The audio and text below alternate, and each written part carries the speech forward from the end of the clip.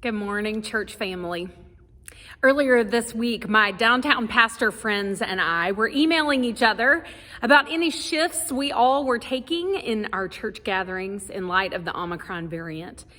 And not a day passed before we were all emailing each other again in light of this weekend's anticipated major snowfall. As one of our pastors said, if it's not COVID, it's snow. It sure seems like adaptation is the all too familiar word of the season, right? We know that the number of COVID cases within our church family have increased over the past week, affecting in particular some of our staff and the folks who make in-person worship happen each week. In light of this, and in anticipation of the significant inclement weather we're slated to receive on Sunday, our church's COVID task force and deacon officers have made the decision to shift to virtual worship this Sunday. Thus, we will not be meeting in person for worship this Sunday, January 16. This Sunday's worship service instead will shift from what we had planned to highlight the life and ministry of Dr. Martin Luther King Jr. on this holiday weekend.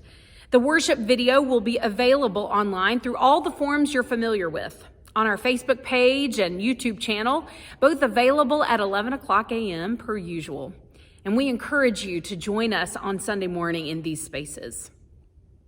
If you find yourself on Sunday morning desiring to say hello to your church family, perhaps after a run through the snow or bundled up in your PJs and your blanket, and if you're not without power, we encourage you to grab a cup of coffee or your breakfast and hop on Zoom to connect with your pastors and friends at 10 o'clock a.m. this Sunday morning. That Zoom link will come out in the worship email that you normally receive on Sunday, but this week we'll receive on Saturday. The COVID task force will be meeting on Tuesday and will be continuing to monitor the state of our community in light of COVID.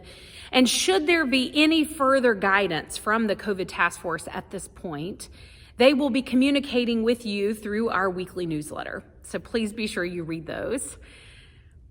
Now, perhaps this shift for Sunday's worship may surface for you the memories of March 2020. When the pandemic's arrival in our community pressed us apart from each other for worship for the first time in anyone's memory. If you're finding some of those early pandemic anxieties begin to return for you as Omicron spreads around us, as I sometimes find those anxieties come back, I encourage you to trust the anchors that have grounded and steadied you through these months. If you feel isolated or lonely, don't just keep that to yourself. Call and text a friend. If you feel like the walls are closing in around you, step outside, breathe some fresh air. If you find that dread and despair are becoming constant companions, put down your phone, turn off the news, go move your body around. In all these things, hold fast to the truth of God's promise that we read and worshiped together last Sunday.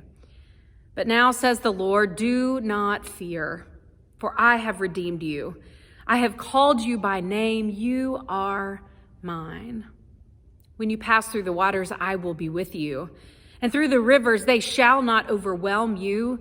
When you walk through fire, you shall not be burned, and the flame will not consume you, for I am the Lord your God. For you, dear ones, God remains ever present and steadfast. May this truth give you the strength you need this week, in snow and in silence, in what has been and what will be, but mostly in the love that never, ever lets you go. Blessings to you this day.